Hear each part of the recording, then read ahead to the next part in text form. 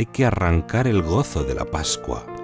Fe creciente, esperanza cierta, alegría desbordante, paz imperturbable, amor ardiente. ¿Y de dónde arranca esto?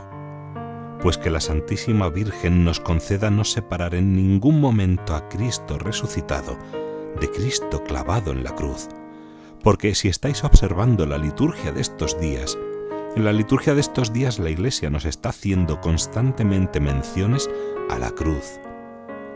Oh Dios, que por el árbol de la cruz restableciste en dignidad la humana, la naturaleza. Todos los días se nos están haciendo menciones a la cruz.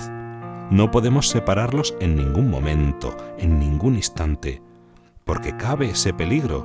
Estás haciendo un mes de ejercicios, has pasado la tercera semana, toda dedicada a la pasión, y de repente, cuarta semana, y entonces es el gozo de la Pascua, las meditaciones gozosas, y tienes la tentación de poderlos separar de la cruz.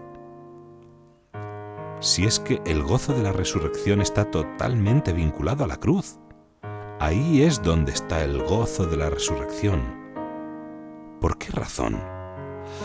Explica San Juan de Ávila que cuando Dios se hace hombre, dice el Verbo al Padre, según nos pone la epístola de los Hebreos: no te satisfacían los sacrificios y holocaustos. He aquí que vengo, Padre, para hacer tu voluntad. Es decir, todos los sacrificios que se habían hecho en el Antiguo Testamento no satisfacían a Dios. Eran todos símbolos del sacrificio real, del verdadero, del que tendría que redimirnos, del único sacrificio, que es el de Cristo clavado en la cruz. Y desde el primer sacrificio que le hizo Abel, y que fue grato al Señor por brotar de lo más íntimo de su ser, inmolándole a Dios un animal, desde aquel sacrificio, todos los sacrificios que se habían hecho y que el mismo Dios ponía, eran todos símbolos del que vendría después. Y para que Dios aceptase aquellos sacrificios, el mismo Dios ponía condiciones y pedía que el animal que se ofrecía fuese sin defecto. Quería simbolizar con esto Dios que cuando viniese el verdadero sacrificio, el sacrificio que Él quería, tenía que hacerse sin mancha de ninguna clase. Cuando viene Jesús, el Verbo encarnado, Él viene como pastor y como pontífice y como sacerdote. Y entonces mira qué oveja ofrecer. Y entre todo su rebaño, entre toda la creación, entre todos los hombres creados, no hay ninguno que pueda satisfacer al Padre de los cielos. Todos tienen mancha, no hay ninguno sin defecto. Todos tenemos mancha.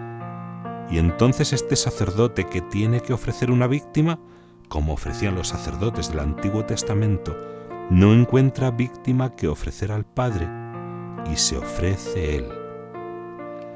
En uno de los prefacios pascuales se nos dice que Jesús se convirtió en sacerdote, víctima y altar.